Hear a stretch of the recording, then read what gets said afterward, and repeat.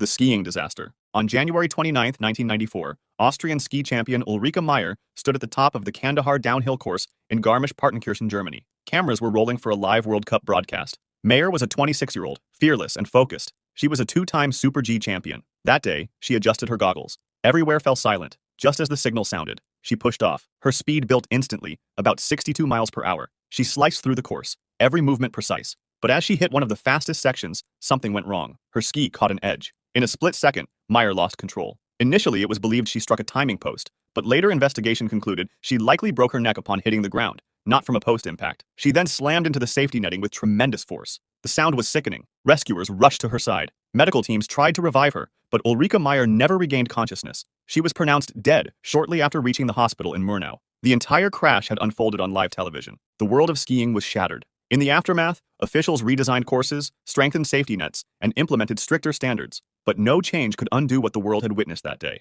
A champion's final run, broadcast live to millions.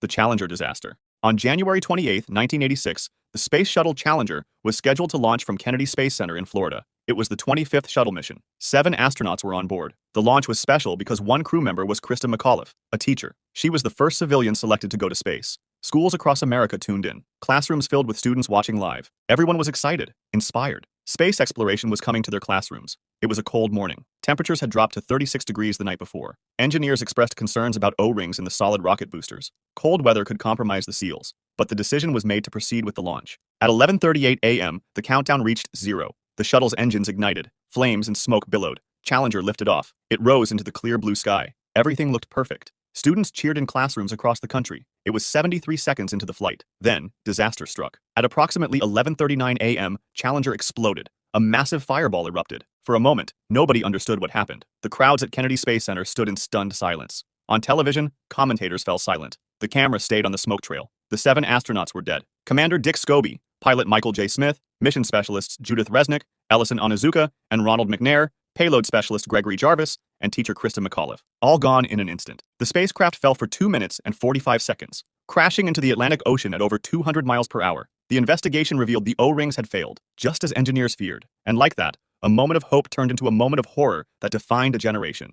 The superhero wrestler. On May 23, 1999, wrestler Owen Hart was scheduled to perform at the WWF's Over the Edge pay-per-view event in Kansas City, Missouri. Hart was performing as his alter ego, the Blue Blazer, a superhero character. The entrance was supposed to be spectacular. Hart would be lowered from the rafters on a cable, descend into the ring. The crowd would love it. Hart was 34 years old, an experienced wrestler, but he'd expressed concerns about the stunt to friends. He didn't like heights. He thought the harness looked unsafe, but it was part of the show, part of the performance. Around 8 p.m., Hart was hoisted into the rafters of Kemper Arena. He was 78 feet above the ring. Over 16,000 people were in attendance. The plan was for Hart to descend partway, then pretend the cable malfunctioned. He was attached to a quick-release harness, the kind used for quick escapes, but it was the wrong equipment for this stunt. The release mechanism was too sensitive. As Hart was being moved into position, something went wrong. The quick-release mechanism triggered accidentally. The harness opened, causing Hart to fall. He plummeted 78 feet and fell straight down into the ring. His chest struck the top rope. Hart tumbled into the ring and lay motionless. The impact was destructive. At first, the crowd thought it was part of the act. Some laughed, others cheered. But EMTs rushed to the ring immediately. They knew this wasn't planned. Hart wasn't moving or breathing. They began CPR. That was when the fans knew that something terrible had happened. The festive atmosphere turned to shocked silence. Hart was placed on a stretcher. He was rushed to Truman Medical Center, but his aorta had been severed. He died from internal bleeding. He was pronounced dead at 8:20 p.m. The reality show.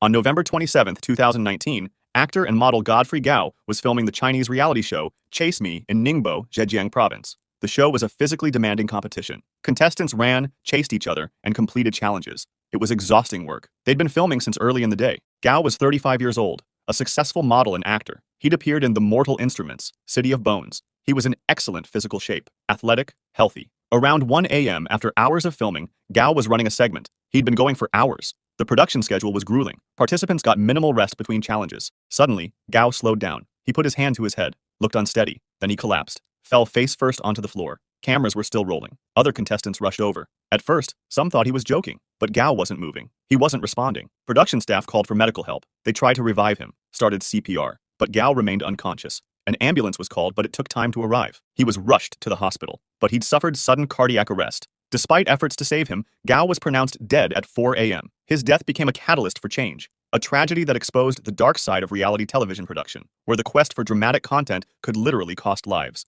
The fall on set. On June 8, 2019, a 90-year-old legendary Philippine actor Eddie Garcia was filming the television drama Rosang Agamat in Manila. He was a legend in Philippine cinema. For over 7 decades, Garcia had been a fixture on screen. He'd played heroes, villains, soldiers, fathers, more than 600 film and television appearances. The crew admired him. Younger actors looked up to him. Everyone wanted to be around Manoy, as he was fondly called. That day's scene seemed simple, just a short walk during an outdoor shoot in Tondo, Manila. Garcia walked into frame. Then suddenly, he stumbled. A cable lay across the ground. It was part of the production's lighting setup, but his foot was caught on it. In that instant, Garcia tripped forward, hit the pavement hard, and went completely still. Crew members rushed over. At first, they thought it was just a simple fall, but something was wrong. He wasn't moving. The impact had broken his neck, a severe cervical spine fracture between the first and second vertebrae. The paramedics arrived, and he was rushed to the hospital. Early reports claimed he'd had a heart attack, but doctors later confirmed that it was blunt trauma from the fall. Garcia was placed on life support. For 12 days, his family waited by his bedside.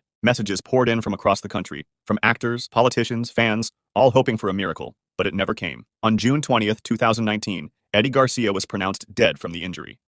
The morning news tragedy. On August 26, 2015, reporter Allison Parker and cameraman Adam Ward were doing a routine morning live broadcast at Bridgewater Plaza near Smith Mountain Lake in Virginia. It was 6:45 a.m. Parker was interviewing Vicky Gardner about local tourism. The camera was live. People were watching at home over their morning coffee. Then suddenly, gunshots rang out. 8 rapid shots in rapid succession. Parker screamed and ran. The camera shook violently, fell, and the feed cut to black. Back in the studio, anchor Kimberly McBroom looked shocked, confused. She didn't know what had just happened. Neither did viewers. The shooter was Vester Lee Flanagan, a former WDBJ reporter who'd been fired from the station 2 years earlier. He'd harbored resentment. That morning, he'd approached the live broadcast with a gun. He shot Parker first, multiple times. She tried running but collapsed, then turned to Ward and shot him while filming. He also shot Vicky Gardner, who survived her injuries. After the attack, Flanagan fled and posted his own video to social media while driving. Some hours later, the police caught up with him. He took his own life during the chase. Allison Parker and Adam Ward died at the scene.